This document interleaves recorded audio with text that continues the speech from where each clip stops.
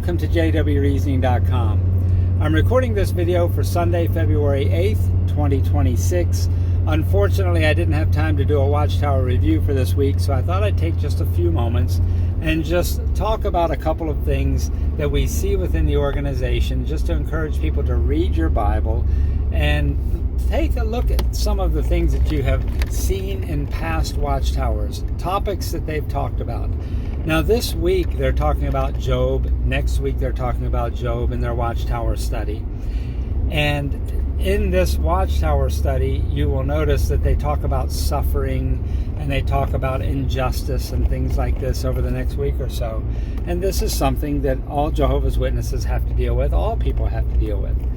Of course, within the organization, it seems like there's more of that than what I see in pretty much any other Christian denomination, if we want to consider Jehovah's Witnesses a Christian denomination.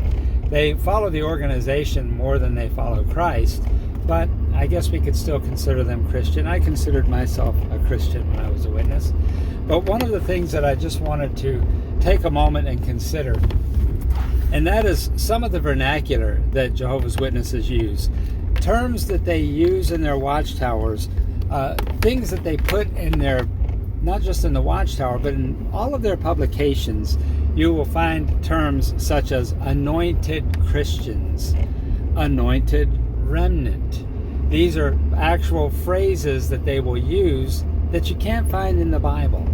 And I've said I was going to do a video on this. This one will be very abbreviated because of my schedule. But things like great crowd of other sheep. You can't find that in the Bible, not even in the New World Translation, at least not in the text. You might find it in some of the footnotes or some of their special commentaries that they do. But another phrase that they use in the organization is new light.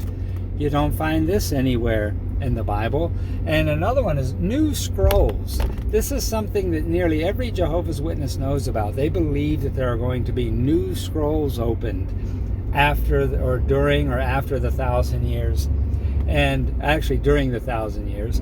Well, nowhere in the Bible, not even in the New World Translation, do you find this term new scrolls. There are no new scrolls.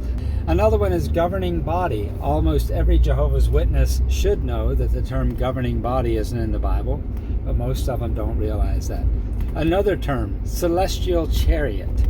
We don't find that even in the New World Translation. Spirit creatures.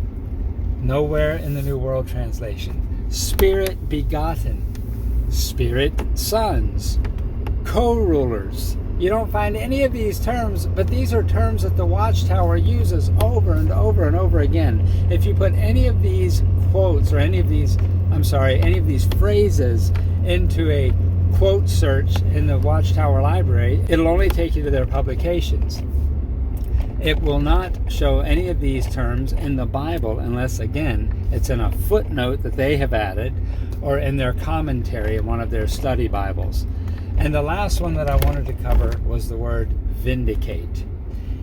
They always talk about the vindication of Jehovah's name. And I did a word search. I don't find the word vindicate even in the New World Translation. So all of these terms that the Watchtower uses, they have their own vernacular. I will be covering a lot more of these type of things in the future, but I didn't want to not give you something on this day. I wanted to have something to share with you, something, give you a little food for thought. Look these things up. When you read your Bible, read it for what it says, and try to read it without looking through the lenses of the Watchtower, because the Watchtower has indoctrinated us. The organization has trained us that when we see certain things or we hear certain things, we use their vernacular, and really these things, a lot of them can't even be found in the Bible.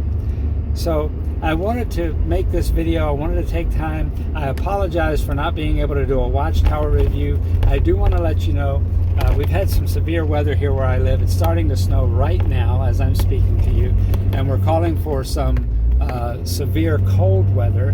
And there are some things that have been going on. My wife and I take care of our my parents live on their own, her parents live on their own, but we do a lot of running, particularly for my in-laws.